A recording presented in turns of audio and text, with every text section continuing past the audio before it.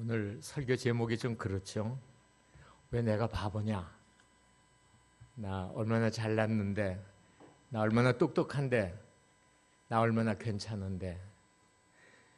여러분, 우리가 정말 그리스도인으로, 진정한 그리스도인으로 하나님의 말씀대로 살려고 몸부림치는 우리라고 하면은 우리는 가끔씩 이런 생각을 할 수밖에 없을 것 같아요.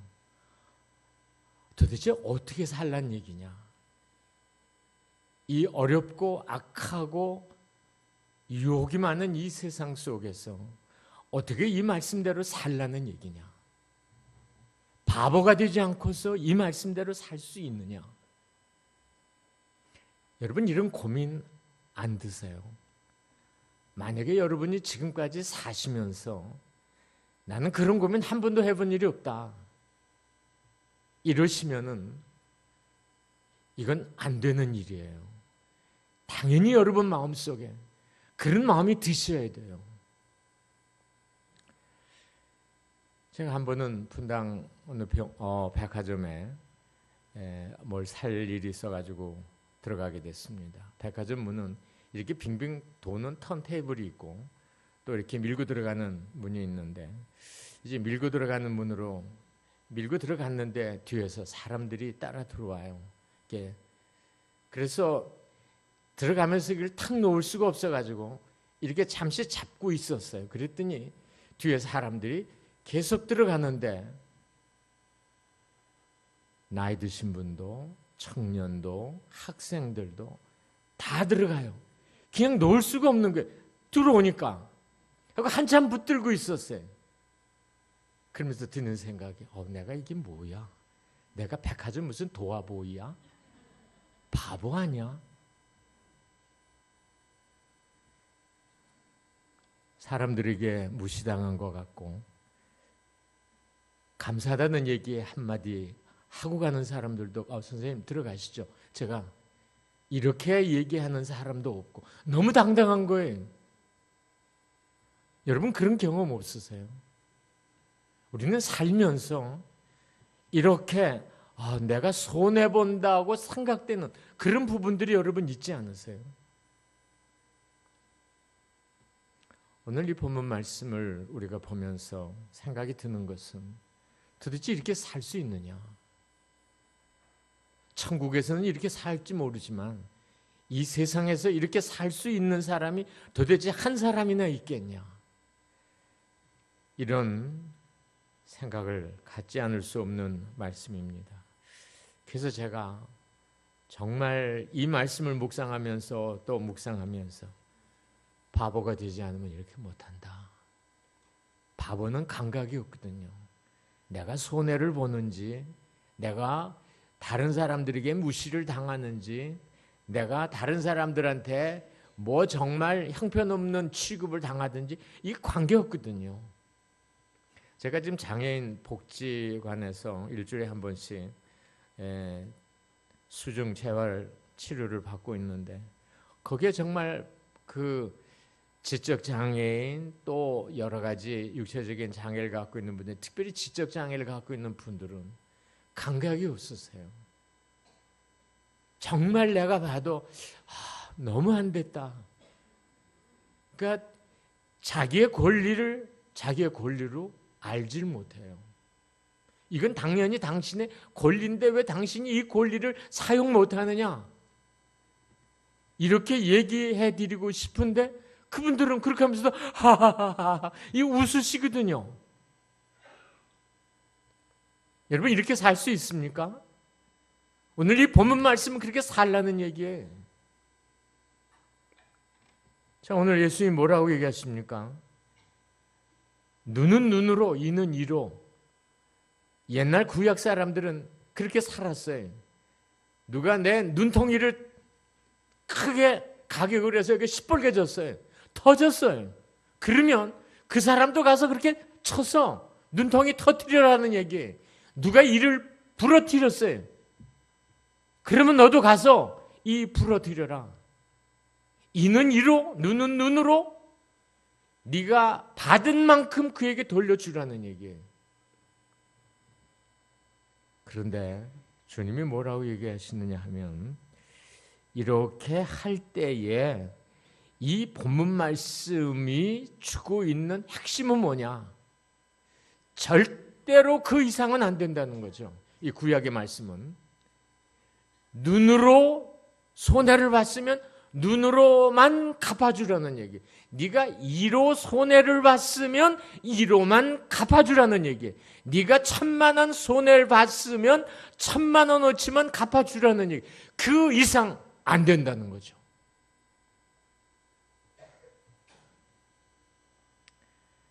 여기에서 주님이 하시고 싶으신 얘기는 뭐냐 하면 공평의 원리입니다.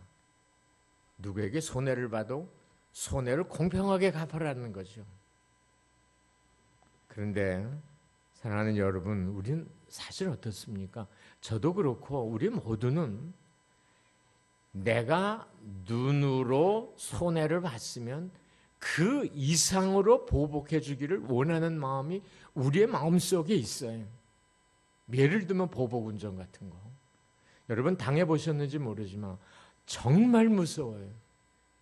난 한번 경부고속도로에서 보복운전을 당했는데 나도 모르게 어떤 그 큰 밴 앞으로 내가 잘못 진입을 했는지 하여튼 그 사람은 그래요.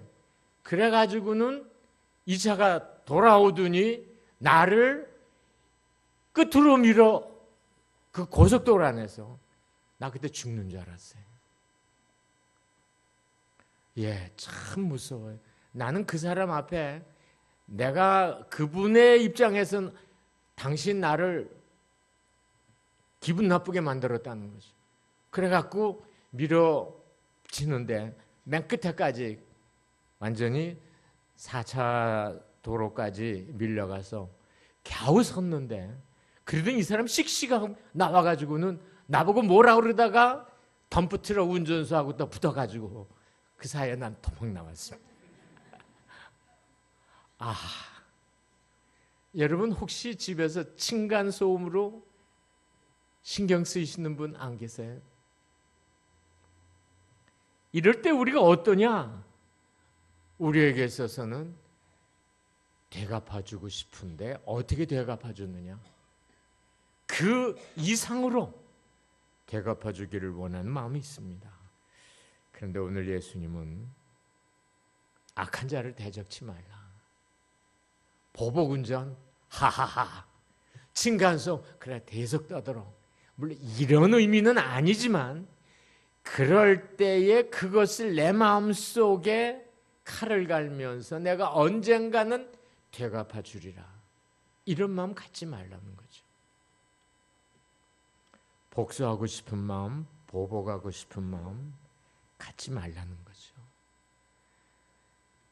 참 우리가 이런 삶을 살 수 있다면 좋은데 우리가 이런 삶을 사는 게 얼마나 힘든지 저는 산상수훈의 말씀을 묵상할 때마다 고민하는 것은 목사인 내 자신도 이렇게 살 수 있느냐는 거죠.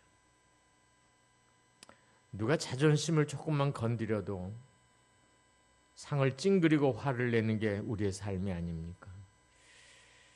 지난 주간에 제 아내가 필리핀에서 전화를 했어요. 그래갖고 뭐 이런저런 얘기를 해서 내가 아내 얘기에 동의하지 않았어요. 나는 이렇다. 그러니까 내 입장을 이러니까 분명히 알아라. 그랬더니 제 아내가 한마디 딱 마지막에 던지는 말이 아주 기분이 무지무지하게 안 좋았거든요. 당신이 모든 일에 있어서 그러셨으면 좋겠습니다. 딱 한마디. 화가 얼마든지 나든지. 그냥 그거 삭히는데 어제까지 사귀었습니다. 참. 아니 그냥 그럼 알았어요. 그리고 끝나면 될 거 아니에요. 꼭 사족을 다는 거예요. 당신이 지금 그러면 계속 앞으로도 그랬으면 좋겠다. 그럴지 안 그럴지 는 내 맘이죠. 여러분 부부간에도 그래요. 부부간에도 남편이 아내에게 아내가 남편에게 기분 나쁜 말을 할 때 그 기분 나쁜 말이 내 마음속에 쌓이고 쌓이면 언젠가는 금이 가게 돼 있어요. 사랑하는 여러분, 오늘 이 말씀을 우리가 깊이 생각하면서, 나는 오늘 여러분이 이 말씀을 듣고 나도 그래야지 이렇게 금방 답하시는 분들은 난 동의할 수 없어요. 이 말씀을 듣고 고민하세요. 되씹으세요. 반추하세요.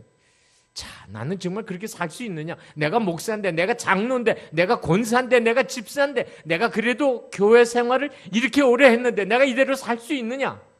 한번 고민하세요. 한 주간 동안 우리가 이렇게 거룩한 바보들로 살 수 있는지 주님은 네 가지 신뢰를 들어서 우리에게 설명을 하고 있습니다. 첫 번째는 누가 내 오른편 뺨을 치거든 왼쪽 뺨마저 돌려대라. 그러니까 쉽게 말하면 누가 내 뺨을 때리면 보복하지 말란 얘기예요. 그런데 이 오늘 본문 말씀 여러분 잘 읽어보시면 아주 흥미롭습니다. 다른 사람이 내 앞에 섰어요. 그 사람이 내 오른쪽 뺨을 때리려면, 그분이 만약에 오른손잡이라면 어느 쪽으로 때려야 돼? 손바닥으로 때려야 됩니까? 등으로 때려야 됩니까? 예? 등이에요? 바닥이에요? 바닥이에요? 아니, 앞에서 나를 때리는데 내 오른쪽 뺨을 때리는데 뭘로 때립니까? 바닥으로 때릴 수 있어요?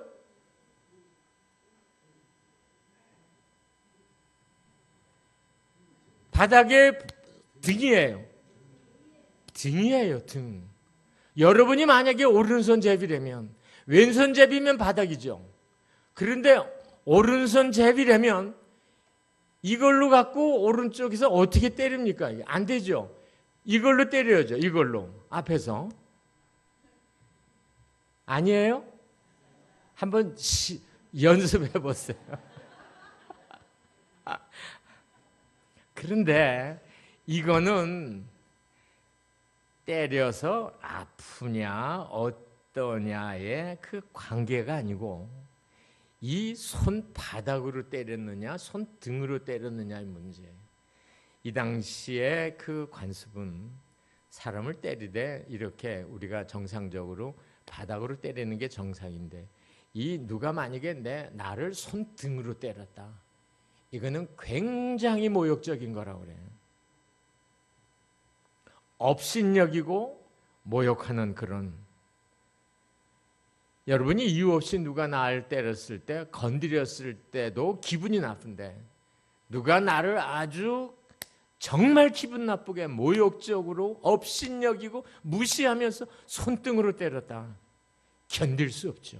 이거 참는 사람 누가 있겠습니까? 당장 보복하죠. 그러나 주님은 뭐라고 얘기를 하시느냐 하면, 복수의 마음, 보복하려고 마음 가지면 안 된다는 거죠. 그 사람과 똑같은 행동을 하지 말라는 얘기예요. 이 제정신으로 그럴 수 있습니까?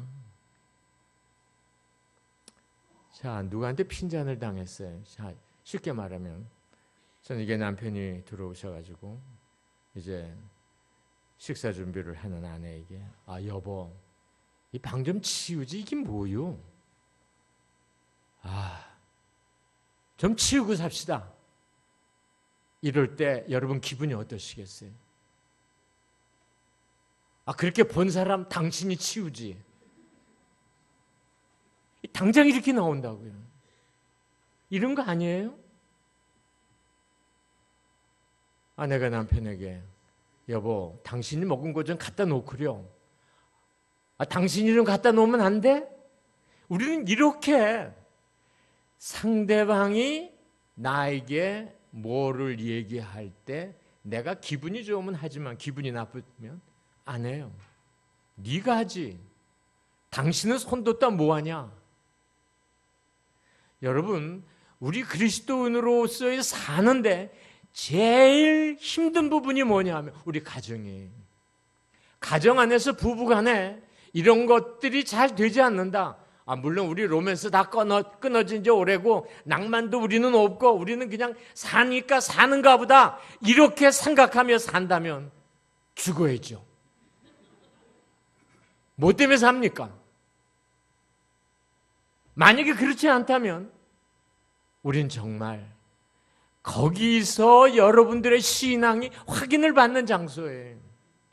거기가 안 되는데 나가서 된다. 이건 아주 한참 잘못된 일이에요.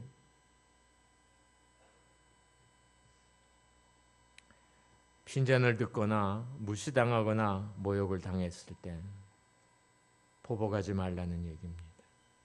그러니까 우리는 고민하면서 살 수밖에 없어요. 누가 나한테 보복 운전을 했다.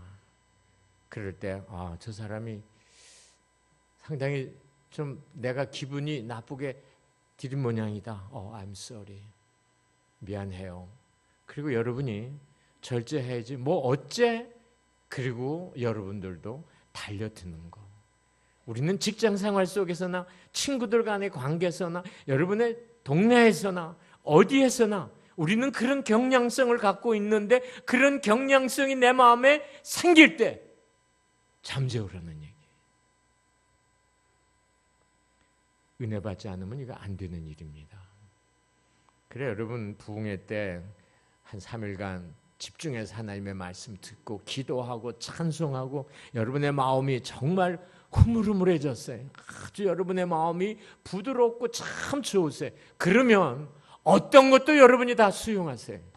그런데 그렇지 못하고 여러분 마음이 딱딱해지면 들어오면 당장 반응이 나타나게 되어 있습니다. 그러니 여러분 우리가 주님을 믿고 살아가는 날 동안 이런 마음을 가지려고 여러분 고민하세요. 정말 고민하셔야 돼요. 내가 정말 목사 맞나? 내가 정말 권사인가? 내가 정말 장로라고 불림을 받을 수 있는 사람인가? 이렇게 여러분이 스스로 자기 자신을 돌아보면서 참 고민하는 이런 그리스도인이 되시기를 바랍니다. 둘째는 너를 걸어 고소하여 내 속옷을 가지려고 하는 사람에게 거저까지도 내어줘라. 유대인의 율법에 의하면 누가 빚을 졌어요. 그러면 그 빚쟁이가 와서 당신 옷 내놔. 돈 없지? 옷이라도 내놔. 내가 그거 갖다가 팔아야 되겠어. 그러면 그래. 그리고 옷을 벗어서 주는데 속옷을 벗어서 줘요. 그런데 이 사람이 겉옷도 벗어. 그럼 나 빨가벗어. 벗어. 절대로 이럴 수 없다는 얘기죠. 속옷은 갖다가 채무를 변제하기 위해서 빚쟁이가 팔 수 있는데 겉옷은 안 된다는 거죠. 유대인에게는 옷이 두 종류가 있는데 이 속옷을 키톤이라고 합니다. 이거는 채권자가 뺏어갈 수 있는 옷이에요. 그런데 또 한 종류의 옷은 겉옷, 히마티온이라고 하는데 이 옷은 길이가 한 2m쯤 되고 폭이 한 1m가 되는 모포 같은 옷이에요. 그러니까 낮에는 둘둘둘 말아갖고 다니고 밤에는 이걸 벗어서 어떻게 하느냐? 잠자리로 쓰는 거예요. 자기의 모포로 쓰는 거예요. 그러니까 이거 뺏어가면 안 된다는 거죠. 그런데 주님 뭐라고 얘기를 하십니까? 자, 채권자가 와서 옷을 벗어라. 그럴 때 속옷을 벗어 주는데 그 사람이 만약에 겉옷도 벗어. 그러면 나 추워서 밤에 안 되는데. 그래도 주라는. 그럼 나 죽으라는 얘기냐? 얼어서. 그 정도까지 내가 상대방을 위해서 헌신하는 마음, 희생하는 마음, 그를 생각하는 마음을 가지라는 얘기입니다. 자, 이건 쉽게 말하면 저는 이런 거라고 생각이 듭니다. 우리가 우리의 일상생활 속에서 보면은 양보하는 거죠. 저는 요새 운전하면서 참 많이 정말 내가 미국에서 맨 처음에 들어왔을 때보다는 무지 얌전해졌습니다. 누가 깜빡이를 켜고 들어오면 들어와. 얼마나 바빠. 끼어들기를 하려고 그래요. 옛날에는 하고 밀어붙였는데 들어와. 여러분 전철이나 버스를 탈 때 물론 우리 교회는 연세 드신 분들이 계시니까 뭐 자리 양보를 많이 받으시겠습니다. 그런데 옛날하고 다르더라고요. 제가 버스를 타봤는데 젊은 사람들이 하고 앉았는데 절대로 자리 양보 안 해. 전철도 똑같아. 옛날하고는 너무 달라요.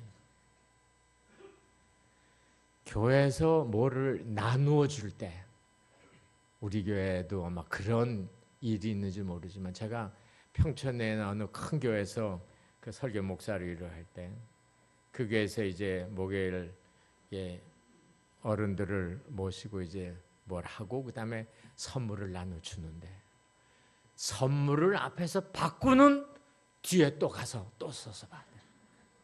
그래가지고 내가 아니 아까 받아가시지 않았어요? 아닌데 그 뒤에 그거 가방 속에 그건 뭐예요? 이러는 분들 우리 교회는 없죠. 네, 있으면 안 되죠. 그러니까 누구보다 내가 덜 대접을 받는다. 내가 덜 인정을 받는다. 이래도 오케이. 여러분이 그렇게 양보할 수 있는 마음이 있느냐? 이건 참 굉장한 인간적으로 얘기할 때 수양이 필요한 거예요. 수양은 우리 그리스도인들은 어떻게 쌓을 수 있느냐? 하나님의 말씀과 기도예요. 이거 여러분 매일같이 꾸준히 적어도 여러분이 새벽 기도에 나와서 하나님 말씀 듣고 단 5분이나 10분이라도 기도하고 하루를 시작하는 분하고 그렇지 못한 분하고는 달라요. 물론 여러분이 바쁘니까 새벽 기도를 못 나오실지 모르나 그러나 여러분이 큐티 시간이라도 하나님 말씀을 정기적으로 읽고 기도하는 시간을 갖는다면 우리는 이런 문제에 있어서 굉장히 마음의 여유가 생겨요. 그런데 그렇지 못하면 우리는 어디 가서나 부딪히고 어디 가서나 치 받치고 어디 가서나 치 받고 어디 가서나 목소리 높이고 그런 삶을 살 수밖에 없다는 거죠. 사랑하는 여러분, 여러분은 거룩한 바보가 되셔야 됩니다. 누가 쿡 찔러도 왜 그래? 이래야지. 뭐 어째? 이러고 대드시지 마세요. 이제 그 결혼 초기에는 안 그런데 지금 뭐 제가 43년이 됐는데 맨 처음에는 아내가 뭐라고 나한테 큰 소리 치면 나는 그 소리보다 더 크게 소리 지릅니다. 그런데 이제는 아내가 뭐라고 소리 지르면 내 목소리는 그 소리보다 작아요. 알았어. 그러지. 거기에 힘을 다해서 반격하지 않습니다. 반격해야 손해니까. 글쎄, 뭐 여러분들 경험이 어떠신지는 잘 모르겠습니다만 이게 정상이라고 생각을 해요. 어디에 가서나 우리가 우리 스스로를 낮추고 우리 스스로를 겸손하게 가지면 우리는 그런 삶을 살아갈 수 있다는 거죠. 자, 불평하지 맙시다. 양보하며 사십시다. 아멘. 셋째는 누가 너더러 억지로 오리를 가자고 하거든 십리를 같이 주어라. 근데 당시에는 이 오리를 가자고 강요하는 경우가 참 많았다고 그래요. 특별히 이 이스라엘 그때 팔레스타인 지방은 로마 식민지에 있었기 때문에 로마 군인들이 가끔씩 용역 징지법이라는 게 있는데 이제 군인이 뭘 들고 가다가 군인이 창이든 칼이든 지나가는 사람 어떤 사람에게 어깨에다가 그걸 탁 걸치는 거예요. 창을 걸쳤다고 칩시다. 그러면 그 사람 돌아볼 거 아니에요? 왜 그러시는데? 이거 좀 들고 가자. 이거 좀 이고 가자. 그러면 이 사람은 무조건 그 법에 의해서 오리를 도와줘야 된다 그래요. 예수님이 여기에 근거해 가지고 지금 하시는 말씀입니다. 예수님 뭐라고 얘기를 합니까? 오리를 요구했냐? 십리를 가져라는 거죠. 이 말씀의 핵심은 그리스도인들이 싫어하거나 반대하는 법이나 국가 정부에 대해서 불쾌감과 혐오를 나타내는 그런 일들과 관련 있는 말씀입니다. 억지로 가자고 하거든 이 억지로 가자고 하거든이라는 이 원문은 아가류세이라는 말인데, 이 말은 본래 페르시아 말이었는데 이 말이 그 당시 어떻게 쓰였느냐? 정부의 명령으로 백성을 징용하는 데 쓰였습니다. 무조건 잡아오는.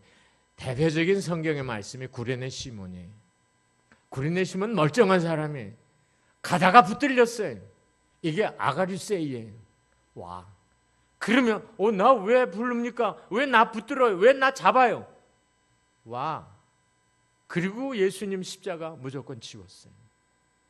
이게 아가류세이. 이 말은 힘을 가진 그런 폭력적인 요구를 의미하는 말입니다. 그러니까 예수님이 여기서 얘기하는 것은 쉽게 말하면, 우리가 정치적인 일에 대해서 여러분이 어떤 관심을 갖고 계신지 모릅니다. 그리고 아까 장로님도 기도하셨듯이 나라가 참 많이 힘들고 정치, 경제, 사회, 문화 모든 면에서 지금 어려운 가운데 있습니다. 우리는 우리가 좋아하는 대통령도 있고 우리가 싫어하는 대통령도 있으세요. 지금 대통령 선거를 앞두고 있는데 내가 좋아하는, 선호하는 후보가 있고 내가 선호하지 않는 후보가 있으실 수 있어요. 그러나 누가 대통령이 되든, 내가 싫어하는 분이 대통령이 돼도 그 지도자에게 복종하라는 얘기. 그 지도자가 오리를 가자면 십리를 가라는 얘기. 이 얘기는 뭡니까? 내가 싫어하는 지도자가 세워져도 그 지도자에게 복종하고 그 지도자의 말에 순종하고 그 지도자의 지도력에 따르라는 얘기. 이거 사실 쉬운 일이 아니거든요. 그런데 우리가 그것을 절제하고 억제하고 따라갈 수 있느냐? 내가 싫어하는 후보가 대통령이 당선이 됐다. 그럴 때 우리는 우리의 마음이 굉장히 불쾌할 수 있고 우리의 마음이 기분이 안 좋을 수 있고 그분이 5년을 빨리 끝내기를 바랄 수 있어요. 그러나 그런 마음 갖지 말라는 얘기. 예수님께서 베드로전서 2장 22절에서 24절 말씀 한번 보여주시겠습니까? 베드로전서 2장 22절에서 24절에 이런 말이 있습니다. 여러분에게 보여준 말씀하고 제가 읽는 말씀은 제가 읽어드린 말씀은 조금 쉬운 언어로 다시 이렇게 번역을 하는 건데, 그는 죄를 지은 일이 없고 그의 입에서는 아무런 거짓도 찾아볼 수가 없었습니다. 그는 모욕을 당하였으나 모욕으로 갚지 않으시고 고난을 당하였으나 위협하지 않으시고 정의롭게 심판하시는 분에게 맡기셨습니다. 그는 우리 죄를 그의 몸에 몸소 지시고 나무에 달리셨습니다. 그것은 우리가 죄에는 죽고 의에는 살게 하려는 것입니다. 그가 매를 맞아 상함으로 여러분이 나음을 입었습니다. 우리 그리스도인들은 하나님 앞에 늘 하나님, 나는 죄인입니다. 나는 죄인 중에 죄인입니다. 이런 겸손한 마음을 갖고 있으면 누가 오리를 가자 하면, 누가 이것을 같이 하자 하면, 이게 선한 일이라면 우리는 그 일에 비록 선한 일이 아닐지라도 어느 지도자가 국민을 자신의 정치 철학에 의해서 나라를 이끌고 가려고 할 때라도 우리는 그 일에 있어서 기꺼이 그를 받아들이고 그를 어떤 의미로 볼 땐 용서할 수도 있어요. 나는 당신하고는, 당신 참 싫어. 당신의 그런 철학, 당신의 그런 생각, 당신의 그런 가치관, 난 정말 싫어. 나하고는 정반대야. 그럼에도 불구하고 그를 용서하고 받아들이고 그의 지도력에 순종하라는 얘기. 지금 우리에게 있어서는 이게 참 필요한 것 같아요. 참 국론이 분열이 되고 참 국민들의 마음이 많이 산산조각이 난 것 같은데, 이걸 어떻게 잘 추스리고 대한민국을 아름다운 나라로 만들어 갈 수 있겠는지 우리는 기도 참 많이 해야 될 줄 압니다. 여러분, 성경의 다윗 같은 인물 보세요. 다윗에게 가장 위대한 점은 뭐냐? 그는 하나님 앞에 굉장히 겸손하고 어떤 일에 있어서든지 여유를 갖고 용서했어요. 물론 그에게도 실수가 있었죠. 그러나 요셉을 볼 때 요셉은 악을 선으로 갚는 것이 하나님이 기뻐하시지 않는다는 걸 그는 철저하게 깨닫고 그는 그의 삶에서 오리를 갈 때 넉넉히 심리를 가주는, 억울하게 감옥에 들어갈 때 나는 무지무지하게 억울합니다. 내가 왜 감옥에 갑니까? 나는 감옥에 갈 사람이 아닙니다. 소리 질렀습니까? No. 묵묵히 마치 도살장으로 끌려가는 어린 양같이 그는 감옥에서 몇 년을 보냅니까? 그러나 하나님은 그를 알으세요. 그를 다시 불러서 애굽의 2인자의 자리에 앉히시는 놀라우신 하나님의 살아계심. 우리는 이 하나님의 살아계심을 믿고 이 땅에서 삶을 이루어가기에 우리는 비록 우리 눈앞에 보이는 것이 우리에게 유쾌하지 않아도 우리는 기쁨으로 전능하신 하나님, 그분의 주권을 우리가 믿기 때문에 우리는 우리의 삶을 살아갈 수 있다고 믿습니다. 넷째는 끝으로 여러분들에게 주시는 이 말씀은 내게 구하는 자에게 주며 내게 꾸고자 하는 자에게 거절하지 말라. 한마디로 얘기하면 인색하게 살지 말라는 얘기예요. 인색한 삶을 살지 말라. 나는 인색이라는 말이 생각날 때마다 우리 아버지가 생각이 납니다. 우리 아버지, 우리 어머님에게 무지하게 짰어요. 그러니까 우리 두 아버지 어머님은 남대문 시장에서 장사를 하셨는데 가계부를 누가 쓰셨느냐? 아버님이 쓰셨어요. 그러니까 아버지가 이제 어머니가 같이 계시다가 저녁 준비를 하기 위해서 집에 와야 되니까 아버지에게 여보 오늘은 당신 뭐 해드리우? 그러면 우리 아버지가 콩나물 사서 콩나물국 끓이고 꽁치 사서 꽁치 좀 굽지. 그러면 돈 지금으로 말하면 한 10,000원 주구려. 그럼 이제 10,000원을 아버님이 주세요. 그러면 여보 나 같으면 10,000원 조금 더 넉넉히 15,000원 20,000원 이렇게 주시는 법을 내가 한 번도 본 일이 없어요. 꼭 10,000원이면 10,000원. 근데 우리 어머니도 아주 굉장히 정직하셔가지고 그 뭐 대강 자꾸 10,000원. 그런데 나중에 알고 보니까 우리 어머니 이곳에서도 뭘 좀 띄어가지고 또 기를 부으시더라고요. 우리 아버지 우리 어머님에게 무지 인색하셨어요. 나는 제일 하나님이 기뻐하시지 않는 사람이 이 세상에서 어떤 사람일까? 인색한 사람. 이거 내 거야. 그런데 다른 사람이 갖고 있는 그 사람 거 이것도 내 거야. 이런 욕심을 갖고 사는 사람. 그러니까 부단히 자기 것만 챙길 줄 알지 자기의 것을 남에게 흘려보낼 줄 모르는 사람. 그래 저는 생각을 할 때 앞으로 하나님께서 우리를 영원한 나라에서 이제 그분의 백보자 앞에서 우리가 심판을 받을 때 그분이 우리의 어떤 것을 심판하실까? 만약에 물질을 우리가 어떻게 사용했느냐 봤을 때 네 통장 보자. 주님이 통장 다 갖고 계시겠. 그분 통장 4번 다 갖고 계실 거예요.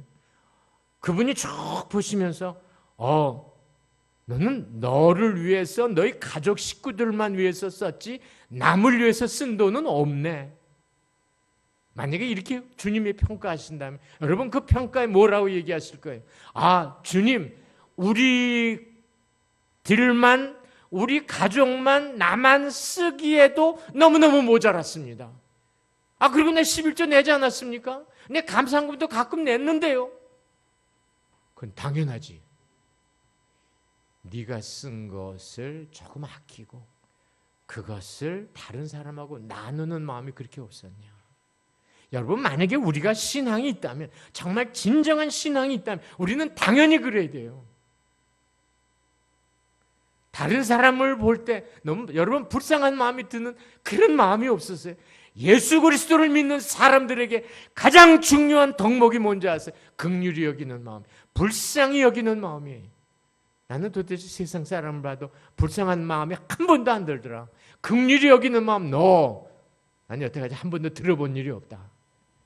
그래서 나는 지금까지 살면서 내 통장에서 자동이체로 어떤 사람에게 단돈 10,000원이라도 내가 흘려보낸 일이 없다. 정말 만약에 우리가 그렇게 산다면 우리는 하나님 앞에 부끄러운 줄 아셔야 돼요. 주님이 우리에게 다 주시지 않았어요. 당장 이 시간에 그분이 오라 하면 갈 수밖에 없어요. 여러분이 갖고 있는 이 모든 거 어떻게 하시겠어요? 다 놓고 가는 거예요.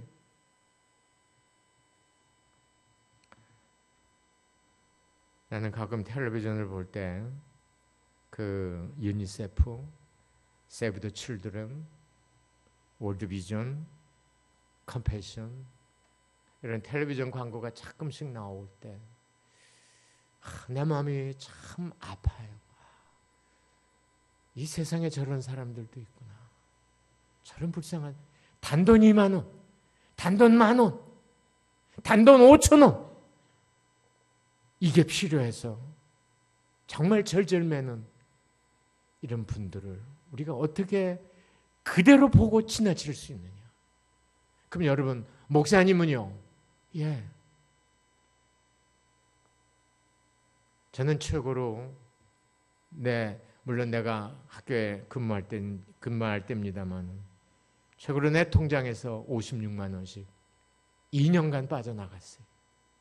콜롬비아에 있는 어느 학생 법과대학 졸업시키는데 3년 동안 그 학생 매달 30만 원씩 도와줬어요. 난 그 학생 얼굴도 못 봤어요.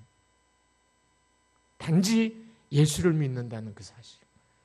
그리고 얘가 앞으로 법과대학을 졸업하면 변호사가 되어서 법관이 되어서 콜롬비아 지역에 정의를 세우는데 하나님의 말씀을 잘 붙들고 그 나라를 새롭게 세워줄 것을 믿고 컴패션을 통해서 도왔어요. 지금도 세이브 더 칠드런을 통해서 돕고 있습니다. 사랑하는 여러분, 나 이거 자랑하는 말이 아니에요. 정말 우리가 살면서 우리만 먹고 우리만 잘 살고 먹고 입고 거하고 불편함이 없다. 내가 불편함이 없어. 다른 사람들 불편해서 많이 있거든요. 우리가 눈을 좀 멀리 돌리고 전도서 11장에 있는 대로 내 식물을 물에 던지라. 먼 훗날 그 식물이 다시 부메랑이 돼서 나한테 온다. 부메랑이 돼서 돌아오는 게 이 땅에 사는 날 동안 안 돌아올지라도 영원한 나라에서 돌아온다는 사실.